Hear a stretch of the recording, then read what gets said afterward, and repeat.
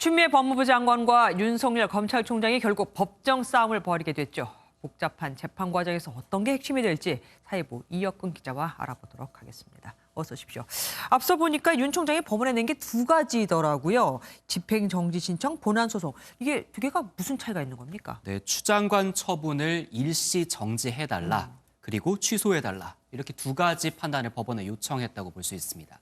먼저 추미애 장관이 자신에게 한 직무배제 처분의 효력을 취소 소송의 결론이 나올 때까지 잠깐 멈춰달라. 이게 바로 집행정지 신청입니다. 말 그대로 잠깐 집행을 멈추는 거죠. 그리고 방금 말씀드린 취소 소송, 조금 자세히 말씀드리면 추 장관이 한 직무배제 처분 자체를 취소해달라는 소송도 걸었습니다. 네. 그럼 법원이 판단할 것도 두 가지라는 얘기인데 나중에 다 중요하겠지만 지금 상황에서는 어떤 게 더 중요하다고 볼 수 있을까요? 네, 핵심은 집행정지가 되느냐 마느냐입니다. 법원이 집행정지 결정을 내리면 곧바로 윤 총장은 직무에 복귀할 수가 있습니다. 시기적으로 봐도 취소 소송보다 집행정지가 중요한데요. 취소 소송은 다뤄야 할 쟁점이 많아서 윤 총장 임기인 내년 7월 전에 법원의 판단이 나오긴 사실상 어렵습니다. 예. 결국 윤 총장이 실제 총장직을 수행을 하려면 법원의 집행정지 판단이 가장 중요하다고 볼 수가 있겠습니다. 그럼 집행정지 판단은 좀 빨리 나오나 봅니다. 여기서는 무엇을 가지고 다투게 될까요? 네, 이르면 다음 주에 결론이 나올 것으로 보이는데요. 쟁점은 집행정지가 되지 않았을 때 회복하기 어려운 손해가 있느냐인데요.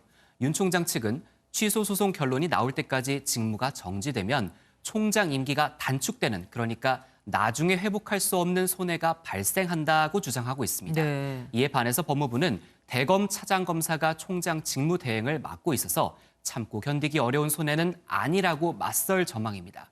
결국 윤 총장 측은 비위 혐의 모두 사실 무근이어서 징계 사유가 될 수 없다는 입장이고 법무부는 비위 혐의자가 총장직을 수행하면 공공복리를 해친다면서 대립각을 세울 것으로 보입니다. 법원이 아무래도 가장 관심을 가질 만한 건 본인들하고 관련이 된 사안 아니겠습니까? 판사 사찰이라고 하는 문건일 텐데 이 문건 내용 공개됐죠? 네, 맞습니다. 이 문건이 판사 사찰이다 아니다를 놓고 법적으로 어떻게 판단을 할 것인지를 놓고 대립할 것 같은데요.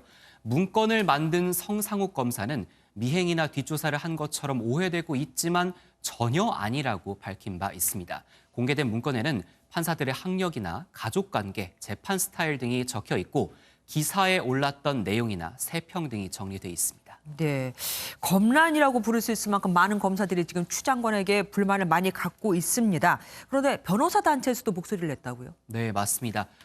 검사들이 사실상 자신의 인사권을 주고 있는 추 장관에게 연이어 반대 목소리를 냈는데요.